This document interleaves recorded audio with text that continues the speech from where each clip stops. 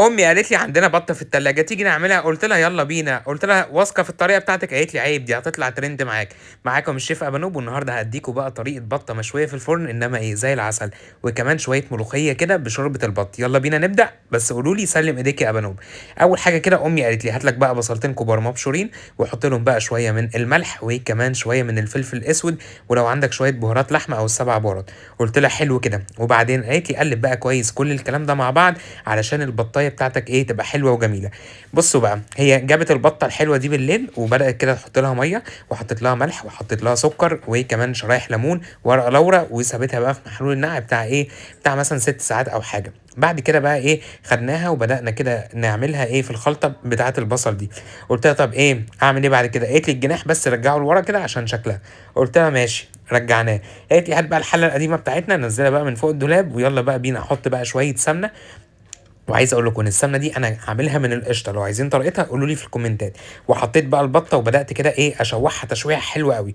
قالت لي بقى هتضيف لها بقى شويه حاجات عشان الشوربه بتاعتك تطلع حلوه. قلت لها اضيف ايه؟ قالت لي ايه فصين حبهان حلوين، وكمان ورقتين لورا، وكمان بصلايه متقطعه 4، وجزرايه، وشويه طماطم ده البوكيه جارنيه بتاعها، شويه فلفل اسود حلوين، ولو عندك شويه ايه 7 بهارات هيدوا نكهه حلوه. قلت لها ماشي. حطيت بقى شويه بابريكا كده عشان ايه الشوربه تبقى لونها ايه حلو وجميل. قالت لي خلاص خليها عليا حوار البابريكا ده، مع انها ما كانتش راضيه. بعد كده بقى ايه قلبنا البطه بتاعتنا. بصوا يا جماعه، هي اصلا خدت لون قبل لما اعمل فيها اي حاجه، ودي خطوه مهمه قوي هتقفل المسام بتاعتها وهت ايه هتخليها زي العسل. حطيت لها بقى الميه تكون ميه سخنه بتغلي، لازم يا جماعه ميه سخنه بتغلي. وبعد كده بقى هسيبها تقعد بقى مع نفسها ايه تستوي. هي البطه دي قعدت حوالي ساعتين. بصوا بقى، اول نص ساعه سبتها تغلي. بعد كده بدات احط لها الملح. حطيت قد ايه ملح؟ حطيت معلقه ونص ملح، على قد ايه على قد حجم البطايه عشان كانت البطايه مش كبيره قوي. بعد كده بقى ايه اسيبها كويس تستوي، وطبعا اقلبها كل شويه ايه على كل جنب عشان تستوي من كل الجناب.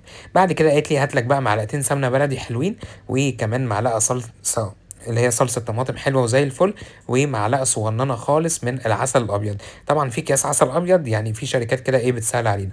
ورشه ملح ورشه فلفل اسود، وقلب بقى كل الكلام الحلو ده. وطلع بقى البطه بعد ما قعدت ساعتين كده تتسلق. حط لها بقى ايه الخلطه الحلوه دي فوق وتحت وشمال وجنوب ويمين وشمال، علشان ايه بقى علشان البطه تبقى حلوه معايا وجميله. بصوا يا جماعه، انا حطيت العسل علشان ايه الجلده بتاعه البطه تبقى حلوه واخده ايه لون حلو كده.